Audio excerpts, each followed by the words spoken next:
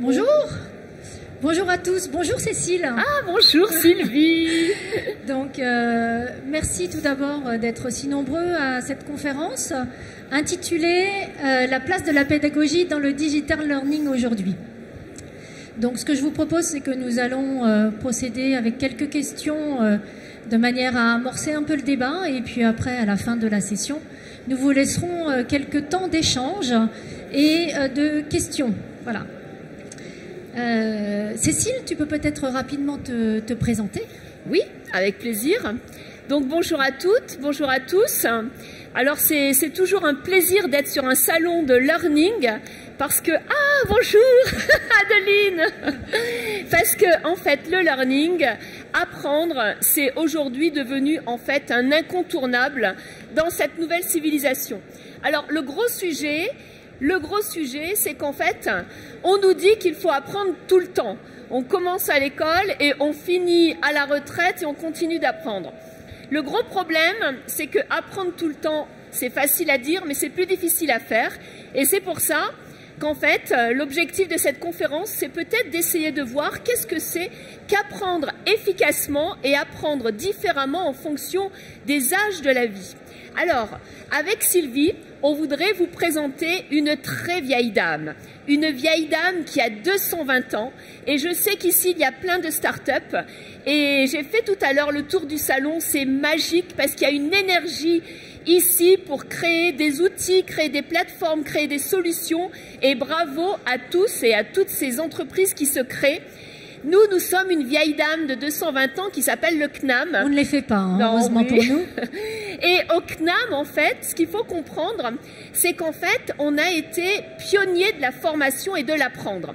Il y a de ça 220 ans, on était les premiers à créer des formations avec un slogan « Apprendre tout pour tout le monde ». C'est l'abbé Grégoire, en fait, un révolutionnaire qui a décidé de mettre l'apprentissage, le contenu pour tout le monde gratuitement.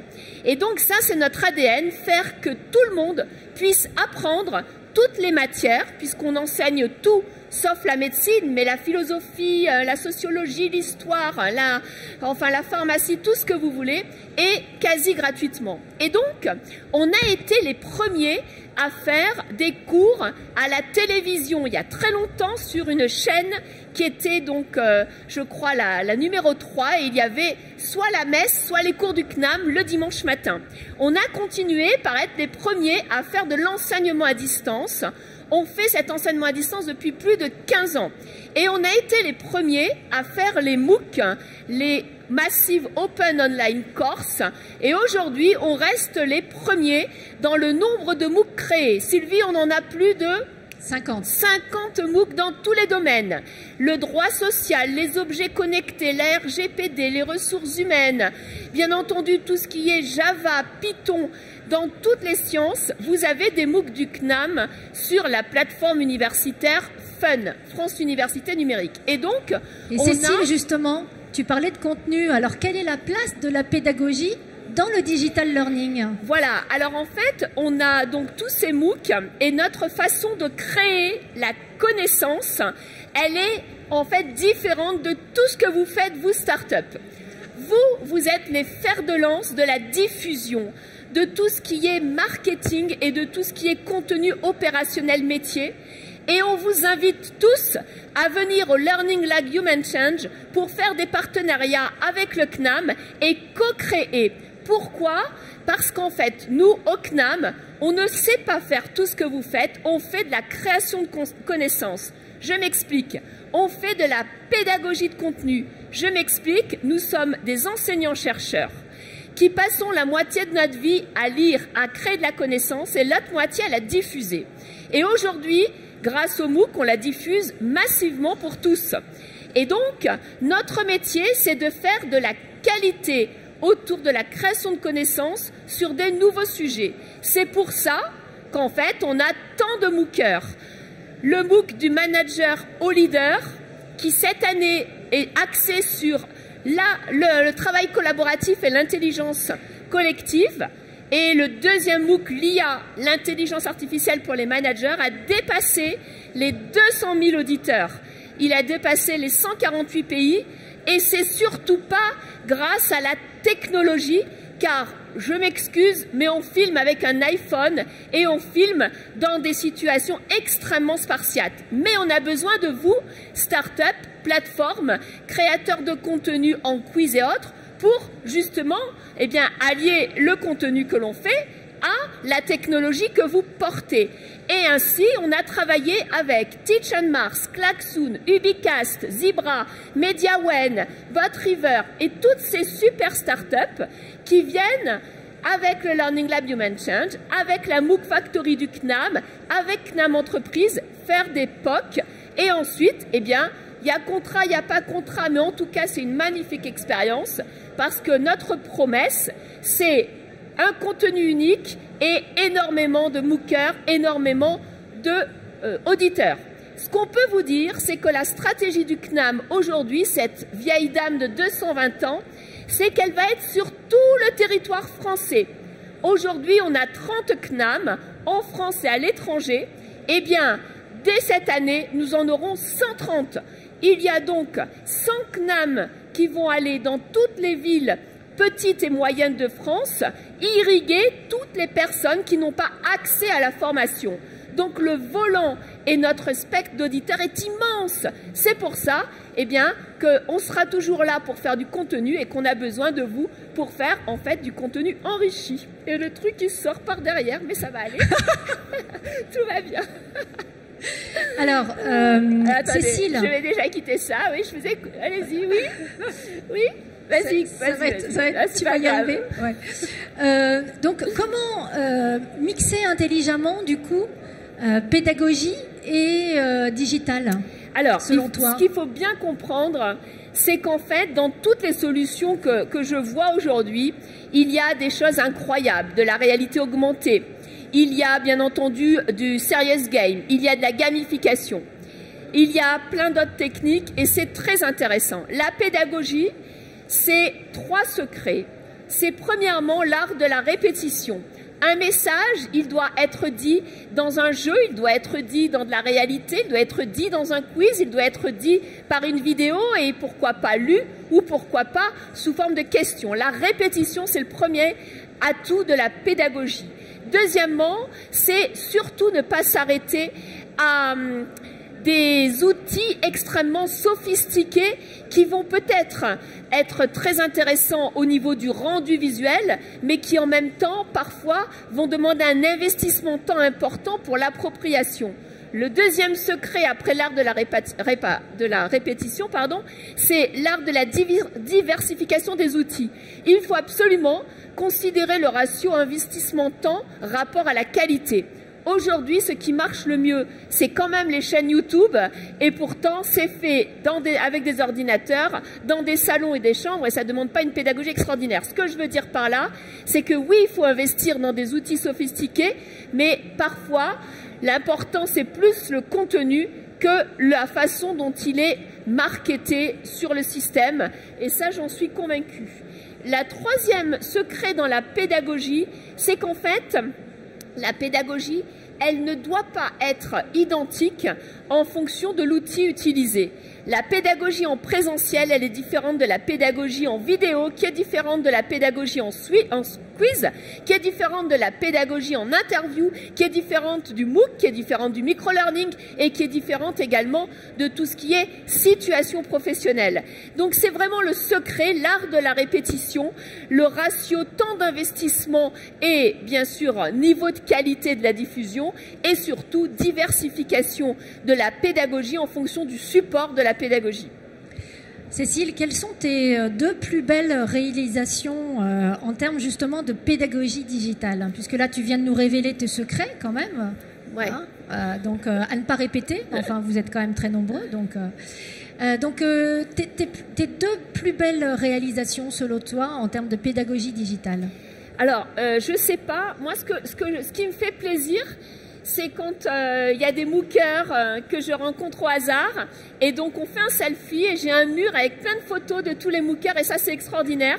Ce qui me fait plaisir, c'est quand il y a des intervenants. Je pense à Adeline, j'aimerais que tu te lèves Adeline, hein, parce que Adeline est enseignante au CNAM, elle est spécialisée en veille, elle a été tout de suite d'accord pour travailler sur le MOOC, sur comment travailler en mode collaboratif, faire de l'intelligence collective, et ça c'est ça en fait la pédagogie, et c'est ça les plus beaux succès, c'est des MOOCers qui en fait racontent leur histoire. Alors c'est j'ai trouvé un travail grâce au MOOC, c'est je me suis rendu compte que je pouvais aller plus loin, j'ai piqué 2 vidéos et ça m'a permis de faire une mission de conseil, je suis maintenant addict à la chaîne YouTube Les Jeudis de Cécile, qui est tous les jeudis à 12h30 avec un interview super sympa sur les DRH et les dirigeants qui réfléchissent sur la transfo numérique, l'IA et le collectif.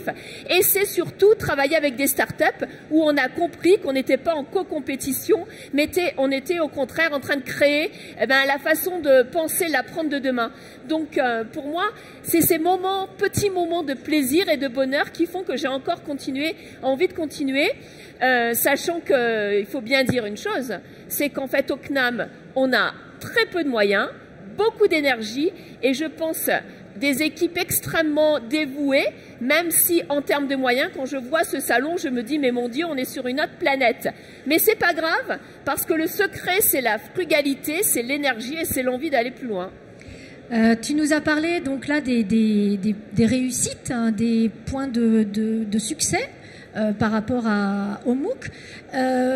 D'après toi, et tu as une longue expérience sur ce sujet, quels sont, à contrario, les points de vigilance, c'est-à-dire les travers dans lesquels il ne faut pas tomber quand on pense digital, quand on pense pédagogie digitale et quand on pense e-learning?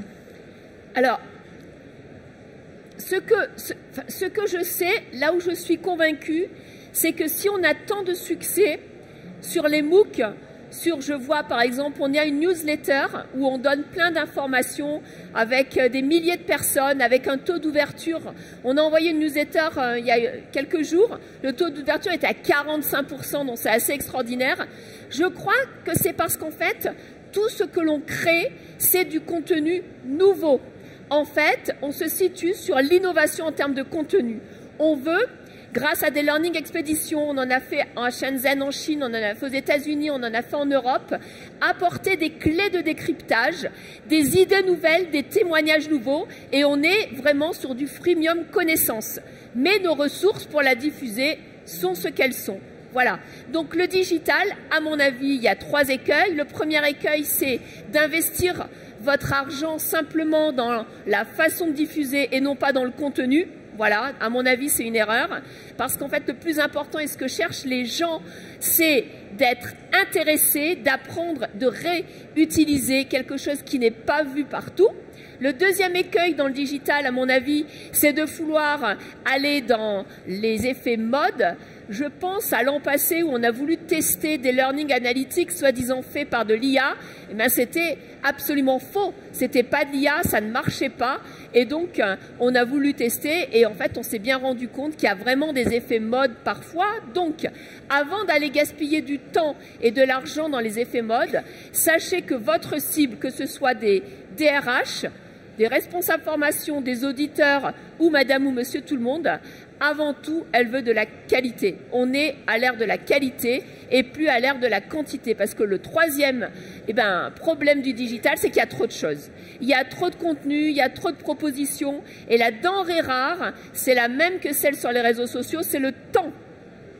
Et le temps, c'est ce qui fait que chacun saura établir sa priorité et saura, en fait, écouter, s'acculturer aux bonnes capsules, au bon contenu. Donc votre stratégie, elle est plus savoir gérer le temps et trouver les bons contenus que vouloir tout faire ou vouloir simplement faire parce qu'en fait, on vous dit que c'est important d'apprendre. Il vaut mieux passer 10 minutes dans votre journée à réutiliser quelque chose que vous avez capté, que vous avez senti, que vous avez partagé, que vouloir écouter quelque chose que vous n'allez pas réutiliser. Apprendre, ce n'est pas avoir de l'information, c'est réutiliser dans un autre contexte quelque chose qui vous semble pertinent. Et ça, on l'oublie bien souvent. Et le digital nous prend beaucoup de temps parce qu'on est dans le flux, beaucoup de temps, et on passe beaucoup moins de temps à réutiliser. Utilisez 2 minutes, un papier, un crayon pour voir le temps que vous passez sur les réseaux sociaux, sur les sites internet, à chercher, à écouter, et le temps que vous utilisez à réutiliser. Vous allez voir que le ratio, il est de 1 à 10. Donc, ça veut dire que vous n'apprenez pas. Si votre ratio, il est de 50%, dans le temps de captation et le temps de réutilisation, vous êtes ce qu'on appelle un learner, vous êtes quelqu'un qui apprend. Et donc, si vous n'arrivez pas à cet équilibre, je pense qu'en fait, eh ben, vous êtes voilà, dans tous ceux qui sont dans le flux, mais pas ceux qui sont en fait dans la transformation de leur apprentissage. Donc, le digital, c'est une fuite en avant. Sachez modérer votre temps digital pour augmenter votre temps de réappropriation. Cécile, si tu parles avec ta casquette chercheur, quelles sont, d'après toi, les tendances à venir sur la formation e-learning?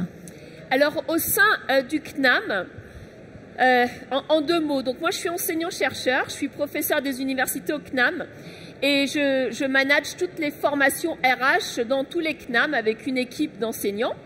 Et à côté de cette casquette, j'ai monté un laboratoire de recherche action qui travaille sur le futur du learning et le futur des compétences et des innovations managériales.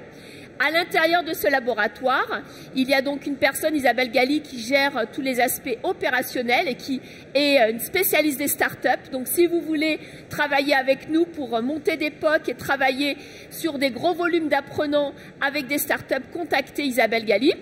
Et donc, on fait plein de learning expéditions dans le monde entier pour voir comment en Asie ils apprennent, comment aux États-Unis ils apprennent, comment en Europe, en Finlande, etc. Et on a des thésards. Donc, j'ai plusieurs thésards qui travaillent sur justement comment on apprend sur les réseaux sociaux, comment on apprend avec l'IA, comment on apprend en situation de travail, etc. Et donc, on est là pour faire des articles scientifiques qui sont sur mon site, ceciledejoux.com, plus des ouvrages, plus des conférences, plus bien entendu des petits déjeuners et des partages d'expériences. Donc tout ça pour dire qu'en fait, il y a la casquette universitaire, la casquette enseignant-chercheur, et demain, ce qu'on peut dire, c'est qu'en fait, les MOOC, aujourd'hui en France, malgré tout ce qu'on peut dire, c'est quand même le 2e pays au monde où il y a le plus de MOOC et le plus de personnes qui les suivent, après les États-Unis. Donc c'est une vraie tendance et aujourd'hui c'est encore plus drainé par l'Afrique francophone qui crée à partir des MOOC des salles de classe physiques, des MOOC Factory. Donc là il y a un vrai sujet et il y a donc un vrai marché. La deuxième tendance qu'on voit, c'est qu'il y a plein de nouvelles façons de penser les parcours et les expériences d'apprentissage. Donc là, on a des convictions, on a une méthodologie et on travaille énormément avec toutes les entreprises du CAC 40 pour leur donner en fait les points de passage obligés pour engager les collaborateurs à suivre du blended et des formations comme vous les proposez, que ce soit de la réalité virtuelle, des quiz ou autres. Et donc au-delà des MOOC et de ces parcours, il y a un 3e pan qui, à mon avis, est à construire, c'est comment demain on va réinventer le présentiel pour que ce présentiel, ce soit un moment à la fois de réseautage, de transformation d'expérience et un présentiel complètement différent de ce qui existe aujourd'hui dans les salles de cours ou les salles de conférences ou les parcours formation. Et donc pour réinventer ça, on a créé des capsules, on fait des tests et on a 2-3 modules qui marchent très bien avec un très bon engagement. Et je crois que savoir à la fois penser le digital et savoir penser, réenchanter le présentiel, c'est le secret des parcours qui marcheront demain. Merci. Je vous propose maintenant de prendre quelques questions dans la salle. Si nous en avons quelques-unes. Ah, voilà. Je vais peut-être vous donner mon micro.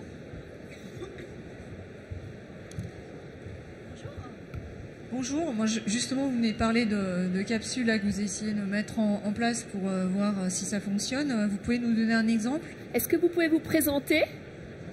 Je m'appelle Agnès Montoffier, je suis ingénieure pédagogique. Dans quelle entreprise? Grenoble École de Management. D'accord. Alors, oui. Donc, je ne vais pas vous donner d'exemples précis sur des capsules parce que les capsules, on les teste en fonction des contextes et c'est tout l'art de la bonne capsule, c'est de faire en fait des capsules individualisées en fonction des parcours de formation. Donc, en fait, ce qu'on utilise, c'est on travaille à la fois avec une magnifique start-up qui maintenant, je ne sais plus si c'est une start-up, qui s'appelle Helptail. On travaille avec Ubicast, on travaille avec Teach on Mars, on travaille avec Klaxoon, on travaille avec Zebra. On travaille bien sûr avec Enshift, qui est une superbe start-up d'engagement. Et en fonction des publics, des besoins, eh bien, on va mettre un grain donc, de technicité de start-up, plus un grain de présentiel, plus un grain en fait de retour d'expérience. Et c'est en mixant ces trois pôles qu'on arrive à des parcours uniques. D'autres questions? Bonjour, moi je suis Marie-Pierre Seyfried, je suis directrice de projet à HEC. Voilà, j'aimerais savoir comment est-ce que vous pouvez réenchanter le présentiel. Est-ce que vous pouvez nous donner quelques idées, quelques conseils? Alors ça, c'est l'art justement eh bien, du professeur qui va se mettre dans une casquette de l'apprenant. Je suis absolument contre les classes inversées classiques parce que sur nos publics de jeunes français, ça ne marche pas. Les classes inversées marchent très bien avec des publics internationaux parce qu'ils ont été éduqués pour lire des choses avant ou aller sur des sites internet parce qu'ils ont payé leur éducation et quand ils viennent en classe, ils savent qu'une minute ça coûte cher, donc ils ont fait le travail préalable. Maintenant, ayant enseigné plusieurs années à HEC, faites ça avec des étudiants d'HEC, ça marche pas du tout. Donc, réenchanter le présentiel, c'est surtout pas de faire de la classe inversée classique, c'est arriver avec une palette de magiciens où on a des outils qui répondent à trois besoins: inspirer, transmettre et permettre aux apprenants, quels qu'ils soient en formation continue ou à nos jeunes, de réutiliser maintenant pour pouvoir ensuite devenir les ambassadeurs de ce qu'ils ont réutilisé.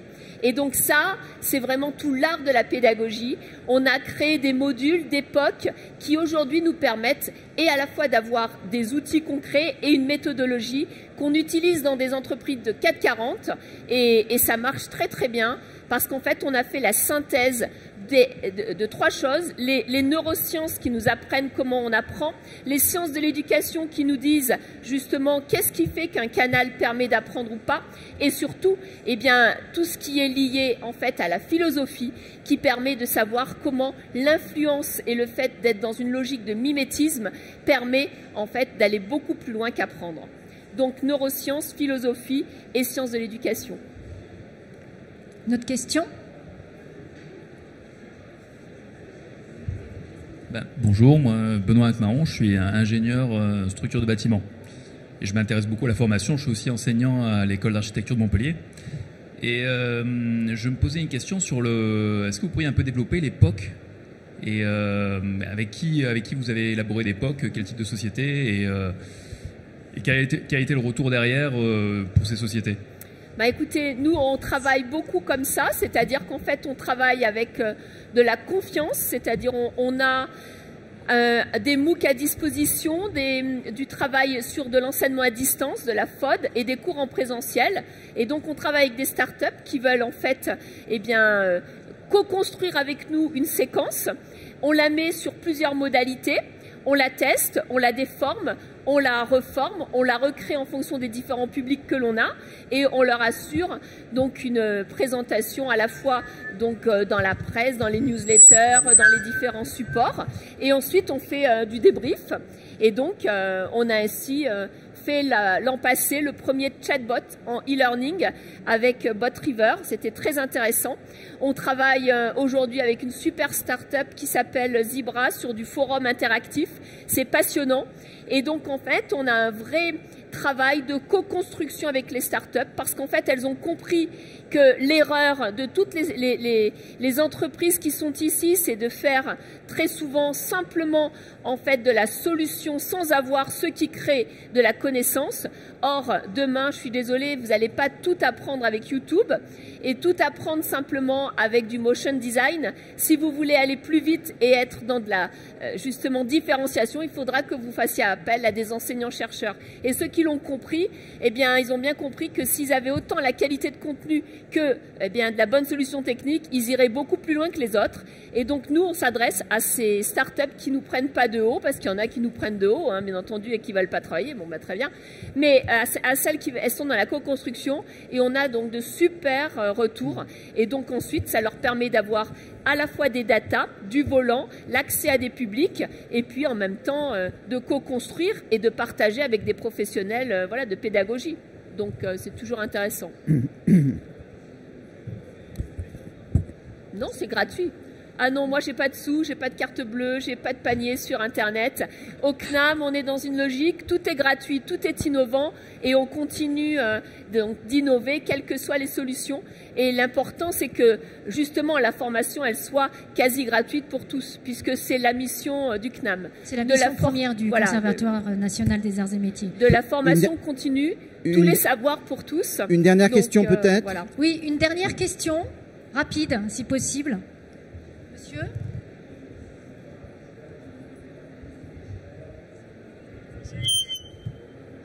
Oui, bonjour, Philippe Garcia, je dirige un organisme de formation. Si on construit avec vous en collaboration une série de formations, de séquences, est-ce qu'elles deviennent en open source après? Alors, tout ce qui est en fait co-construit, ça dépend où ça va. D'accord? C'est-à-dire qu'en fait, soit ça va dans des cours, soit ça va dans des MOOC, soit ça va dans de la FOD, ce qu'on appelle voilà, des cours en FOD à distance. Voilà. Et voilà, les cours sont co-construits et ils sont utilisés dans le cadre de nos cours. Donc de l'open source, j'en sais rien. Pour moi, un MOOC, c'est de l'open source, mais... Voilà, un MOOC qui est sur Fun, tout le monde peut capter les vidéos, les télécharger, il est inscrit, il les utilise 3 ans après. Donc si c'est dans cet esprit, la réponse est oui. Mais si c'est autre chose à quoi vous pensez, je ne sais pas trop. Voilà. Donc un MOOC, c'est un MOOC, quoi. Donc voilà. Merci. En tout cas, moi, ce que je voudrais vous dire à tous, c'est qu'en fait, on est sur un magnifique marché. Je lisais dans les Échos ce matin qu'il y a un très grand fonds de pension qui vient de valoriser un très grand groupe à plus d'1 milliard d'euros. C'est donc un groupe qui a plein d'écoles, je ne citerai pas le nom, mais c'est impressionnant, et qui vient de se rendre compte que le marché de la formation était un marché aussi rentable que n'importe quel autre secteur d'activité. Donc je crois qu'il faut bien faire attention. On a une double mission qui est une mission à la fois de pédagogie pour tous, parce que tout le monde a le droit à la formation. On est le seul pays au monde où la formation est gratuite, initiale et bien sûr publique. Donc ça, il faut quand même en être conscient. Et à côté, il y a le marché des entreprises où là, il y a un magnifique volant. Mais attention, parce que ce marché de l'entreprise qui est totalement aujourd'hui refondu avec la loi Pénicaud, c'est un marché où il faut surtout que la qualité demeure, parce que tout ce qui n'est pas de qualité dans le domaine de la formation, on le voit, ne sera qu'éphémère. Donc moi, je vous invite à rejoindre le CNAM, soit pour suivre des formations, soit pour venir tester avec nous, et vous souhaiter un très bon salon. Merci. Et nous sommes situés sur le stand A28, donc si vous voulez poursuivre les échanges, nous vous accueillons avec plaisir. Merci beaucoup.